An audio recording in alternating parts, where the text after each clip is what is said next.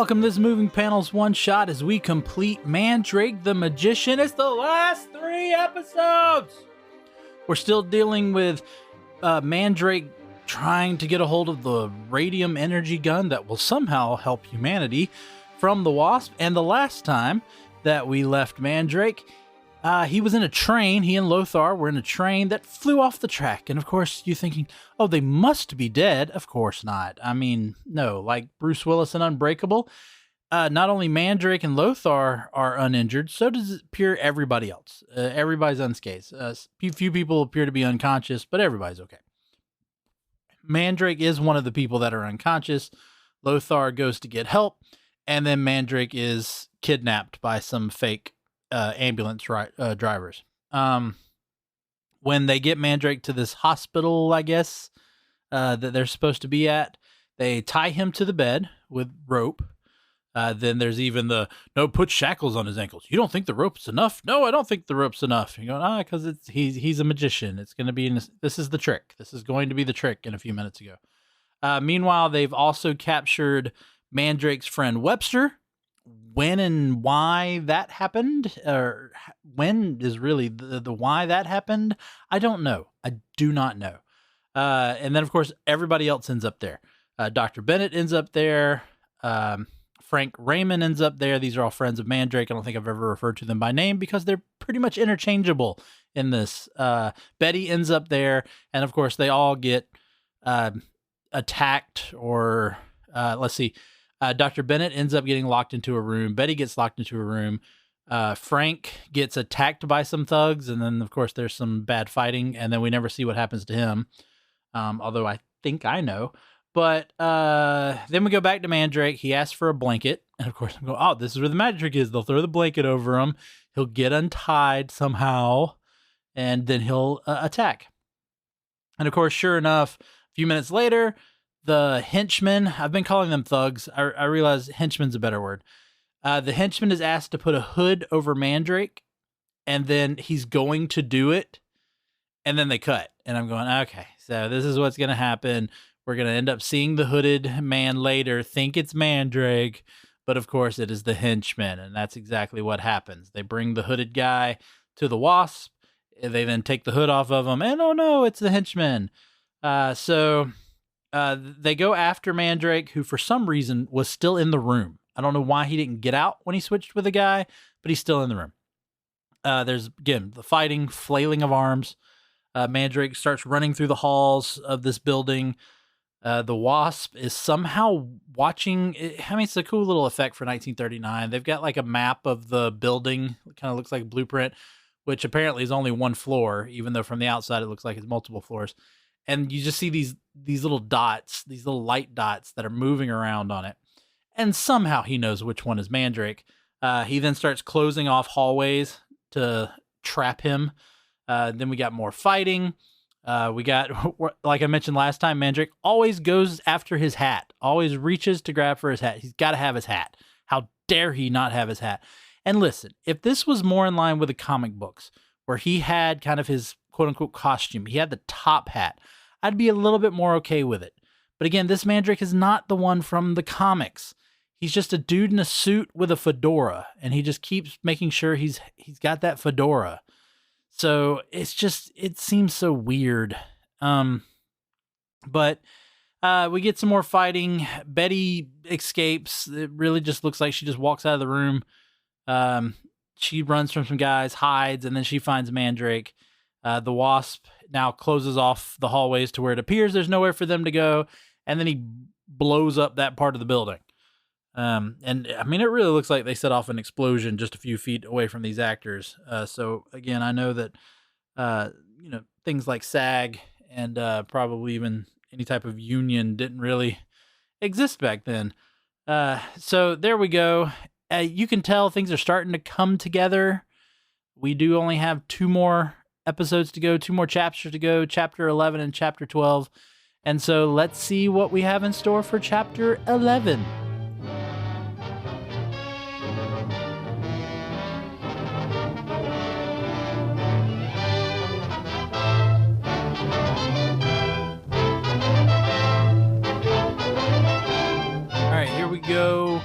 Mandrake, Chapter 11, At the Stroke of 8. Don't worry, Mandrake and Betty were completely fine. Somehow the Wasp map doesn't work anymore, so he's not aware that they're still just walking around the hallways. But the Wasp then gets all his men to evacuate, so this building is useless now. Of course it is. You just blew it up, you moron. But Mandrake and Betty exit the building. They run into Raymond and Webster, who each have a crazy excuse for how they got away. They find Dr. Bennett in the rubble of the building. And then Bennett and Raymond tend to Betty, who is kind of swooned over the commotion and all of that. And Mandrake and Webster go back inside the building, which the part they go into looks like there's been no explosion whatsoever. They discover a secret passage, little cave, tunnel, whatever you want to call it, that goes around to another part of the property where we see the garage that we've seen the henchmen pull in and out of with their car. So not a big surprise there. But while they're there, Mandrake finds a piece of paper for a car rental service. They return to Mandrake's house where Professor Houston is mysteriously covered in dirt and dust. And so they're really laying on who is the Wasp? And I'm going to go ahead and kind of admit something here. Of the 4 men that work with Mandrake, you almost immediately eliminate 2 of them because they have mustaches. And when we see the Wasp, it is clear that he does not have a mustache. Now, I don't know if they'll twist something on us in this final chapter, but it kind of narrows it down who it's going to be. So again, I have my theory. We got one more chapter to see if it happens. But the story continues. Lothar and Mandrake go to the car rental place, and they follow a henchman to a cafe.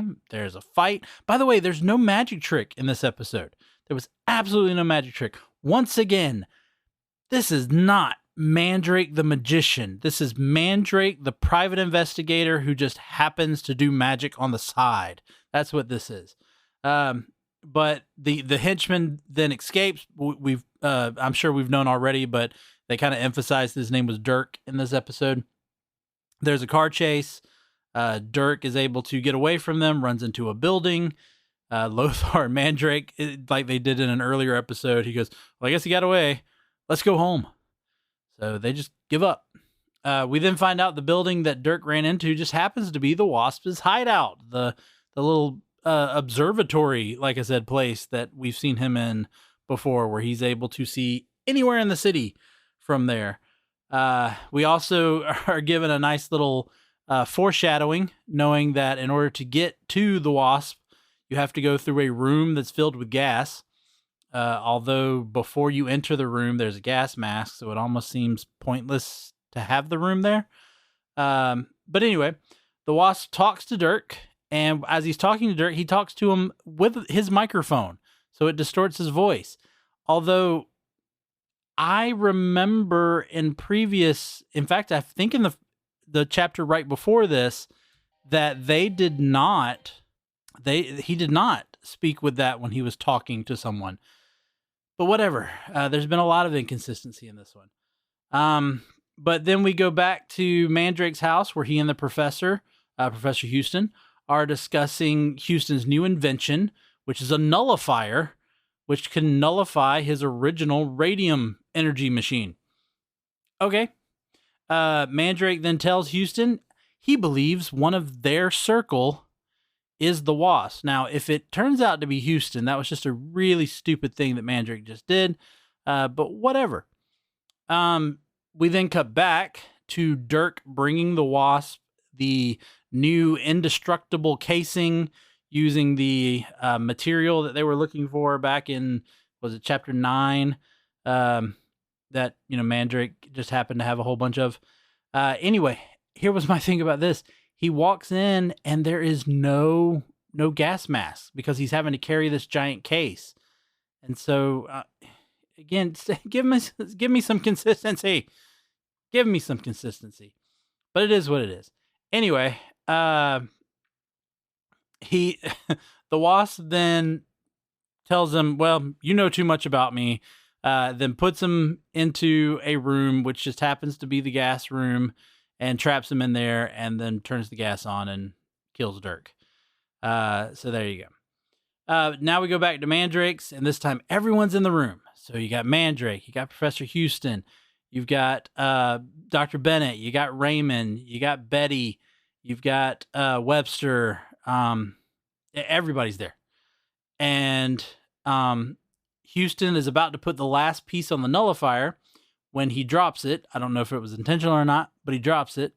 And then we see a foot kick it. And then they're like, where did it go? And so they're all looking for it, which was another kind of weird thing, considering that when Houston told Mandrake about the nullifier, he told him it wasn't finished, that it wouldn't actually work just yet. So it was kind of weird that Mandrake and Houston are looking for this piece, because the piece means nothing to the two of them. Anyway, we find out that the Wasp has hooked up the radium gun on a timer, which is why the episode is called At the Stroke of 8. And then the gun goes off, which then blows up Mandrake's house. And, I got to admit, this was a pretty good little cliffhanger. Because we get to see each individual character reacting to the house falling. Now, some of them are really over the top and very funny, but it's kind of, it's like, what, who is it? Who is the Wasp? And why would he blow himself up? So it's a pretty good cliffhanger. So here we go. The finale. After this, it's all over. Let's find out what happens in chapter 12.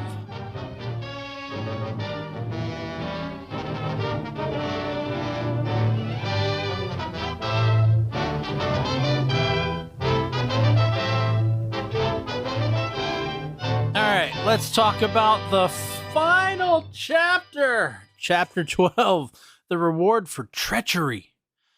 So, look, I got to go back. I really liked the cliffhanger from chapter 11. Of course, they show it at the beginning of this one. And yes, you can tell there are stuntmen when the explosion starts to go off, but they do a close-up of each actor. And, of course, it has to be that actor.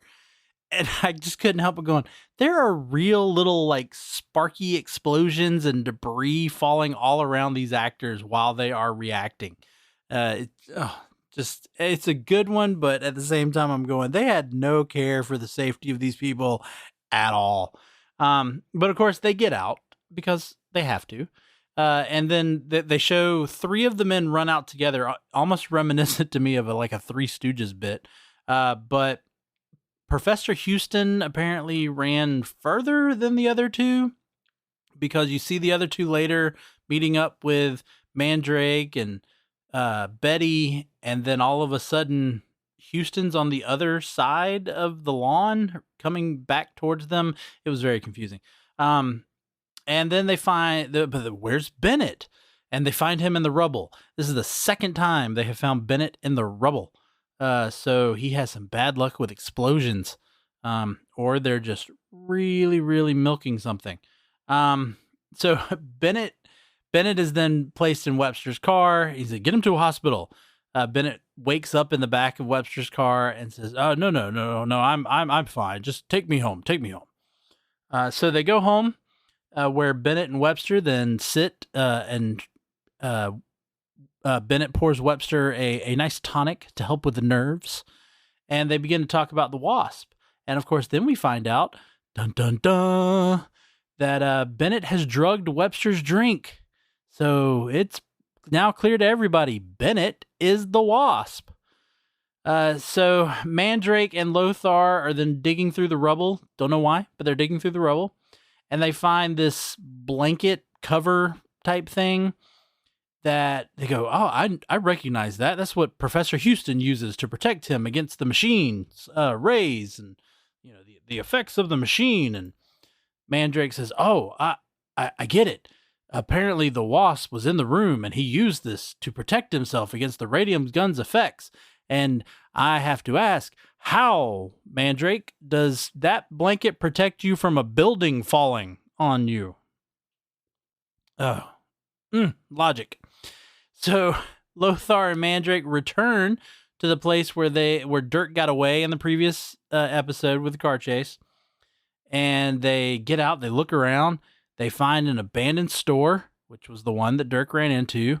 Mandrake just kicks the glass in of the door, breaking and entering. What if it hadn't have been the Wasp place? What my question would be here. Mandrake then finds a secret door and goes through like 3 different rooms. We never saw Dirk go through this many rooms. He goes through like 3 different rooms. Of course, the last room being the gas room we saw earlier in the previous chapter. And of course, the Wasp turns the gas on, which it seems to take Mandrake forever to realize the gas is coming into this room. Of course, once he does, he puts his handkerchief to his face to try to protect himself. He finds a switch next to another hidden door and pulls his pocket knife out, which he had used earlier to break into another room in the store. Pulls his pocket knife and just hits the switch. Which then opens up that door where the Wasp is in there pointing his radium gun at something. I thought he would be pointing it at the door for when Mandrake came in, but then Mandrake comes in. We see the Wasp aiming the gun, and then we cut back to Mandrake, who's just kind of staring at him, and I'm going, what is going on? Then Mandrake attacks the Wasp. He removes his mask, and surprise, it's Bennett. I think it would have been better if it ended up turning out to be someone else, and then maybe we then found out that Bennett drugged Webster, thinking that Webster was the Wasp. I don't know, but the fact that they had already done the reveal, this just kind of seemed anticlimactic. And I said that word funny, but moving on. The Wasp then talks through his microphone. Now realize he's not wearing the mask anymore. We know it's Bennett, but he's still talking through the microphone. And then finally puts it down. So this whole reveal is just horribly executed. By the way, I did figure out it was Bennett in the last couple of chapters, because they didn't do anything to hint at it before then. So Mandrake then he asked Mandrake how he knew. Mandrake then explains it. I'm not even going to get into what all he says, because it either makes little sense or it's just a ridiculous thing to go, oh yeah, remember that happened in just, the last few minutes, and when we all figured out that Bennett was the Wasp. And Bennett has a gun fixed on Mandrake this entire time, but instead of just shooting Mandrake, which would solve all of his problems, this is the great thing about villains in these cheesy movies and action movies and all that, but instead of shooting him, he just moves closer in until, hey, fight. And so Mandrake and Bennett fight. Bennett escapes through another hidden door, which we then find out goes through two rooms, and then it's connected to his house, because we then see the room where he and Bennett were in, and Bennett is unconscious in the chair. I don't think it's very clever for the fact that he's attached his secret lair to his house and it's connected to this. You would think Mandrake could have eventually figured, or anybody could have figured that out. But anyway, there's a car chase, which Bennett then crashes, and he just jumps into another car. I guess it was just to kind of slow him down a little bit so that Mandrake and Lothar could catch up. I don't know. But just another little piece of action. Mandrake then sticks his head out the window to shoot Bennett's tires. His hat blows off. Oh no, Mandrake lost his hat. He then hits it on one shot. You remember a few chapters ago I talked about there was a gunfight going on with 2 cars side by side and nobody was hitting anybody, but then yet he hits the tire in one shot. Bennett then loses control and he flies off a cliff. It crashes, it burns. Mandrake and Lothar watch it, and apparently Bennett is dead. Bad guy dead. Story over. They then cut back to, I think it was Mandrake's house. I couldn't really tell. There's this big party going on, and we see a newspaper title about Professor Houston being rewarded because of his, help to humanity with this radium gun. For again, how I don't know, but he gets a medal. They're looking at it and they go, well, you need to show it to Mandrake. Oh, where is Mandrake? I think I saw him. And Tommy this week, I think I saw him with Betty. And so they walk over. You find out that Mandrake and Betty are kind of getting a little comfortable with each other. out on the balcony. They don't actually kiss, which I think would have been kind of a nice little conclusion for that. But they're just kind of real close to each other. And Betty's like, I think somebody's watching us. And Mandrake says, well, I'll fix that. And he throws out a little flash pellet. You see, pow, and smoke covers the screen. And that's it. The end. We get the Columbia logo. And that's it. That is Mandrake the Magician, the 1939 movie serial. So with it all being done, and this is moving panels, so I'm going to do a little bag it, stack it, or trade it. And I'm immediately going to say, trade it. Trade it. I walked you through this enough. I had really just planned on kind of reviewing it, but as it went on, I said, you know what? I'm just going to lay out what's happening. No one ever needs to really watch this. It's an okay movie serial. But it's no different than probably watching, a Dick Tracy movie serial or some of the other like private investigator, detective, crime fighter type movie serials. I am curious to see how it compares with something that actually is comic book based. So something like the Captain Marvel movie serials or the Batman movie serials. I have watched the Superman one, so I know those are a little different, but I'm kind of curious more really with Batman, since Batman doesn't have powers. Like, how do they handle Batman in these movie serials? Because this isn't Mandrake the Magician. Mandrake the Magician, as I've been reading through the comics, he has powers.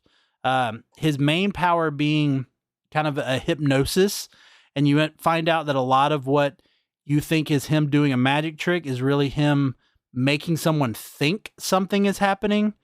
So this is it. He doesn't even look like Mandrake. I've talked about that throughout this. He doesn't have the top hat. He doesn't have the mustache.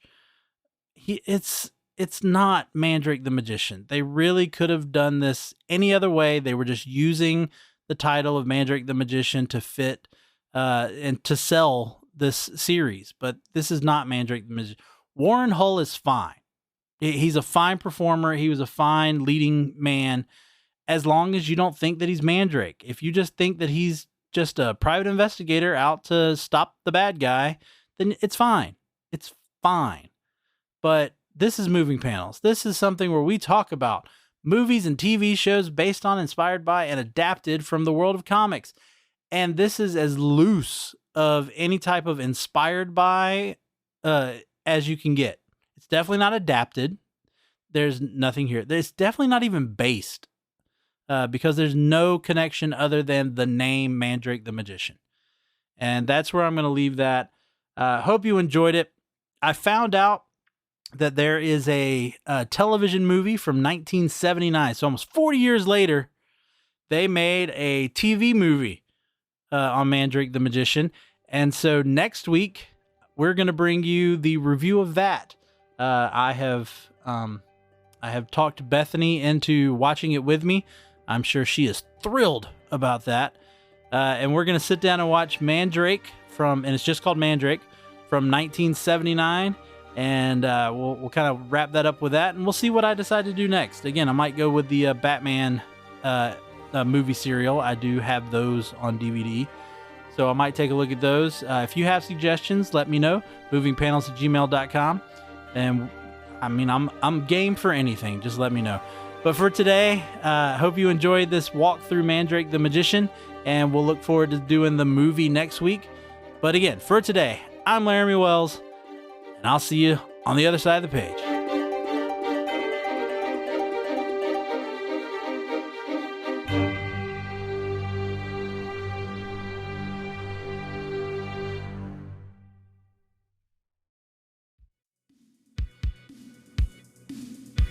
Do you love movies of a certain age?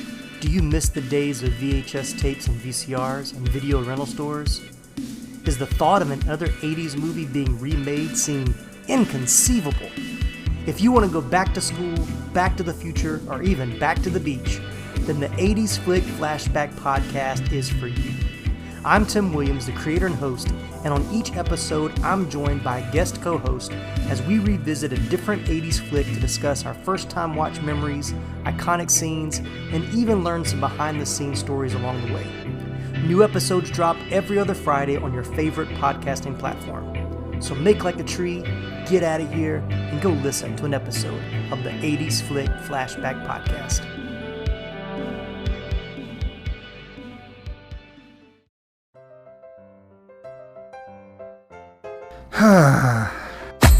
What seems to be the problem, pal?